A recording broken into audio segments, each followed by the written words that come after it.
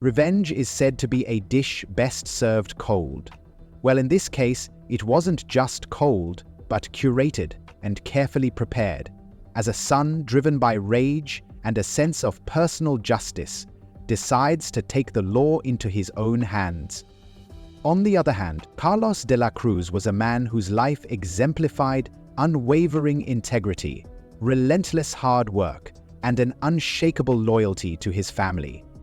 Rising from humble beginnings, Carlos had built his import-export company from the ground up, transforming it into a respectable and thriving enterprise. His reputation as a fair, honest, and dependable man spread through the local community, garnering admiration from his employees, clients, and neighbors.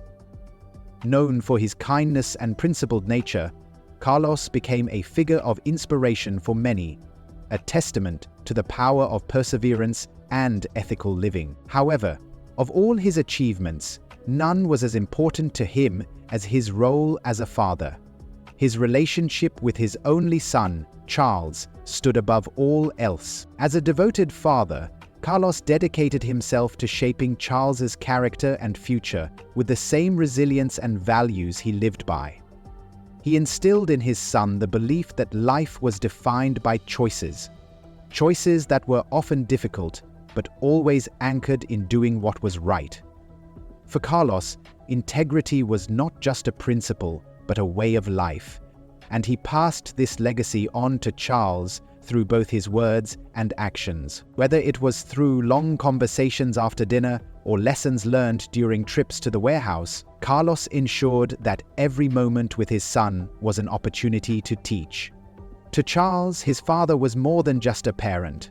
He was a mentor, a protector, and a source of unwavering strength. Their bond was rooted in mutual trust, love, and a shared vision of a future shaped by hard work and honor. Carlos was not merely a businessman. He was a man with a vision for his family's future. His import-export company specialized in rare and exotic goods from across the globe, serving a loyal clientele who valued quality and dependability. Carlos's commitment to ethical practices ensured that his business thrived without compromising the values he held dear. He refused to cut corners or engage in shady dealings, even when it meant slower growth or tougher competition. His approach earned him not only financial success, but also the respect of his community. Customers trusted him, employees admired him, and competitors begrudgingly acknowledged his integrity. However, in a world where success often attracts envy and greed, Carlos's steadfast principles made him a target. As his business flourished, it drew the attention of less scrupulous individuals who sought to exploit his achievements for their own gain. Carlos, ever vigilant, dismissed these threats as part of the risks that came with success. What he didn't anticipate was the extent to which some were willing to go to bend him to their will. One fateful day, Carlos encountered Miguel Mick Rios, a ruthless figure in the local underworld. Mick was a man driven by ambition, a predator who thrived on intimidation and control. To Mick, Carlos was not a symbol of success to be admired, but an obstacle to be overcome. Approaching Carlos under the guise of a business proposal, Mick presented him with an ultimatum: pay a regular tax for protection or face dire consequences. Mick's veiled threats were clear, but Carlos refused to yield. Calmly but firmly, he told Mick that he would not compromise his principles or allow himself to be bullied. Carlos's defiance only fueled Mick's anger. For Mick, Carlos's refusal was not just a personal insult, but a challenge to his authority. He decided that Carlos needed to be taught a lesson, one that would serve as a warning to anyone else who might consider resisting him. What followed was a chain of events that would forever alter the lives of Carlos and his family. Late one cold, foggy night, Carlos was working at his warehouse, reviewing shipments and finalizing paperwork. It was a routine he had followed countless times, a testament to his hands-on approach to his business. But this night was different. Unbeknownst to him, Mick and his men had been watching, waiting for the perfect moment to strike. Armed with weapons and malice, they descended upon the warehouse with one goal: to break Carlos' spirit. When the confrontation began, Carlos remained defiant. He refused to back down, his courage unwavering even in the face of overwhelming odds. His refusal to cower only enraged Mick and his men further. What started as an attempt to intimidate spiraled into a brutal attack. Carlos fought valiantly, his determination to protect his life and dignity evident in every action.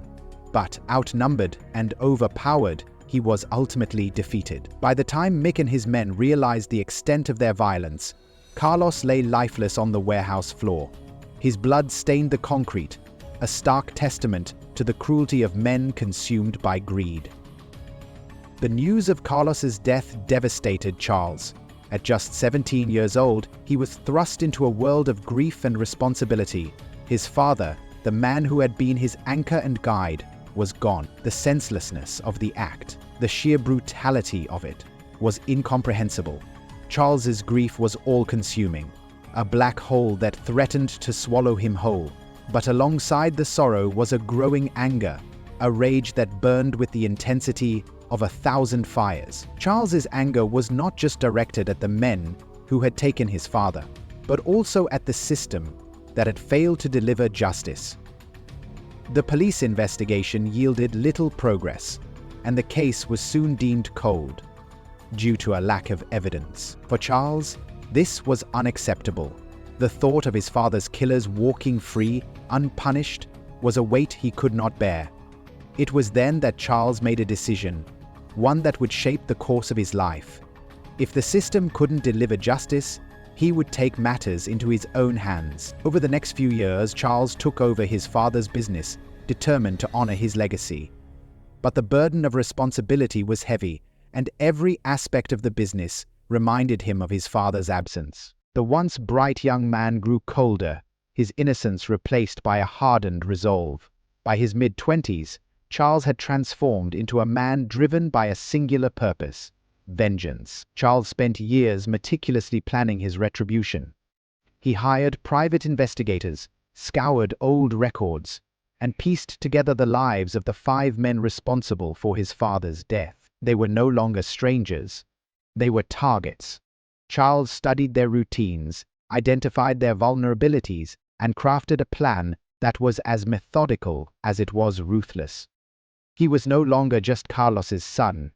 He had become a force of reckoning. As Charles stood on the precipice of his plan, he faced a profound question. Could vengeance truly heal the wounds of his past, or would it consume him entirely? The answer remained uncertain, but one thing was clear. Charles de la Cruz was no longer the boy his father had raised. He had become something else entirely, a man forged by grief, driven by anger, and haunted by the legacy of a life lost too soon. You seem to be enjoying this documentary. Wouldn't you like to subscribe to enjoy more? The 5 men were deeply intertwined in the web of violence and crime that had taken Carlos. Lucas Ortega, a lanky man with a gambling addiction and a severe cocaine habit, was Mick's right-hand man, easily manipulated by promises of quick wealth. Simon Slim Delgado, a wiry and jittery figure known for his intimidation tactics, was notorious for his brutal methods and surrounded by bodyguards that fed his delusions of power.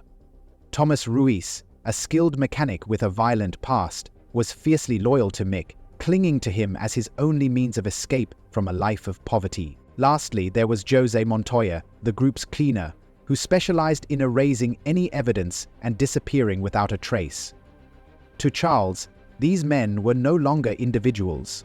They were simply extensions of the evil that had taken his father's life. In his mind, they had forfeited any claim to mercy. Charles understood that each of these men would have to be dealt with in their own way. Lucas Ortega became his first target. A predictable creature of habit, Lucas had formed a routine that Charles studied closely. On a foggy night, Charles followed Lucas as he stumbled out of a bar, drunk and unaware of his surroundings.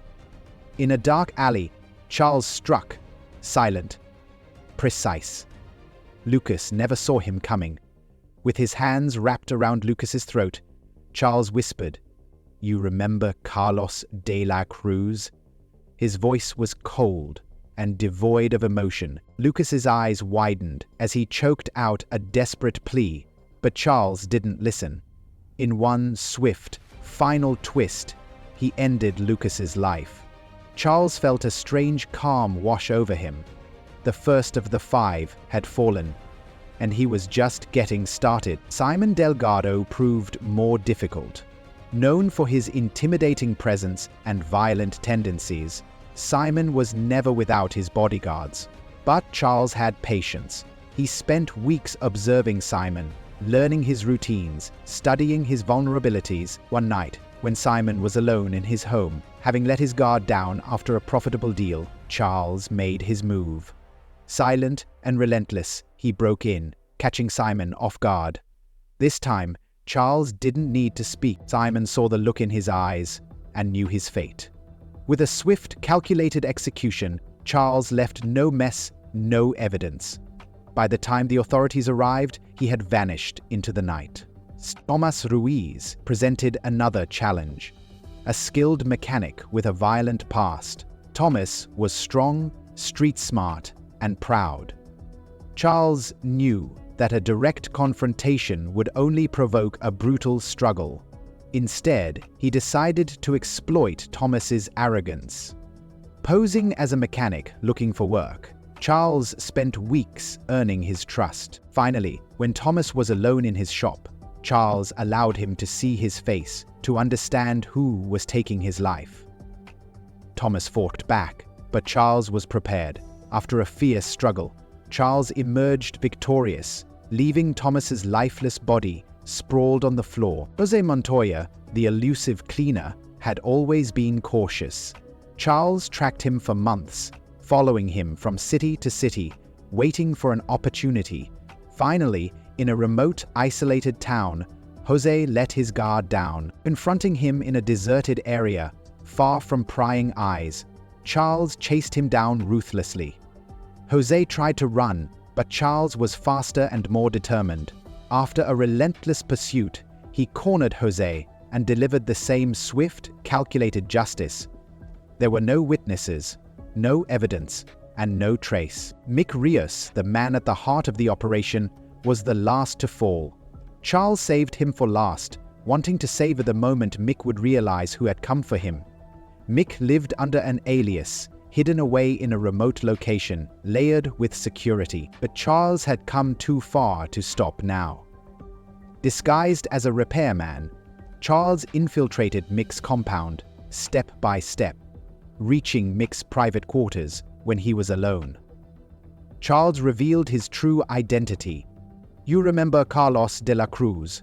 Charles asked, his voice calm but filled with deadly intent. Mick's face twisted in horror as he recognized Charles. He tried to fight, tried to plead, but Charles was relentless. In a slow, methodical act of justice, Charles extinguished the man who had orchestrated his father's death. With Mick's death, Charles felt the weight of his father's loss lift, just a little. The darkness that had consumed him began to fade. However, it wasn't complete. Justice, to Charles, wasn't about vengeance. It was about reclaiming his peace. The years spent hunting down the men who took his father had been both his burden and his salvation. In their deaths, he found a sense of closure, but he also realized the cost.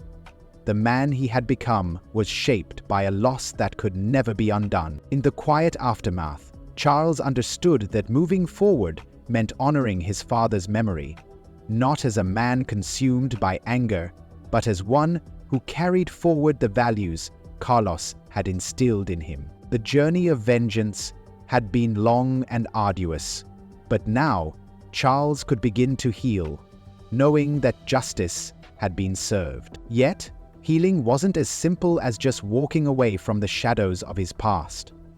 The scars left by Carlos's death ran deep, and no amount of revenge could ever erase the void that had been left in his life. Charles found himself haunted by the image of his father, his laughter, his warmth, the moments they shared. Even in his darkest moments, those memories lingered, a quiet reminder of what was lost. It wasn't just about avenging Carlos' death. It was about confronting the reality that Carlos wasn't coming back. The years of planning and execution had been driven by a sense of duty to his father, but they had also been a form of self-imposed isolation. Charles had pushed away everyone who might have tried to reach him, believing he could only find solace through retribution. The finality of the task left him with a void that no amount of anger could fill. In the quiet moments, when the adrenaline faded and the violence receded, Charles began to confront his own doubts and fears. He wondered if the justice he had sought had truly made a difference, or if it had only amplified the emptiness he felt. In his mind, he replayed the encounters, the faces of the men, the echoes of their deaths, searching for something, anything, that could provide answers. The cost of his quest for vengeance was not only the loss of innocence, but also the gradual erosion of his own sense of self. Charles knew that the man who stood in front of the mirror wasn't the same person who had been before. He had become someone cold, distant, and emotionally scarred. The very pursuit of justice had consumed his identity, leaving him wondering if he could ever truly find peace. It wasn't that Charles didn't believe in the righteousness of his actions. He did. But he couldn't ignore the fact that his need for revenge had come at a price he hadn't fully anticipated. The men he had hunted had stolen more than his father. They had stolen his own sense of self. The man who had survived the ordeal wasn't someone who could easily integrate back into the life he once knew. Yet, as much as the weight of his past loomed over him, Charles understood that life wasn't about standing still in the shadows of vengeance. He began to see the possibility of moving forward, not to erase what had happened, but to accept it, to carry the lessons forward. His father's memory was no longer just a wound. It was also a source of strength. In time, Charles started to rebuild, not to forget, but to honor the man his father had been. His journey from vengeance to healing wasn't easy, but it was necessary. In confronting the ghosts of his past, Charles found that the path to peace wasn't through destruction, but through acceptance and the recognition that some wounds might never fully heal, but they could shape the person he became in ways he never expected. Thank you for watching the video. Be sure to like, share, comment, and subscribe to the channel down below, and hit that notification button to be alert of any new videos we post.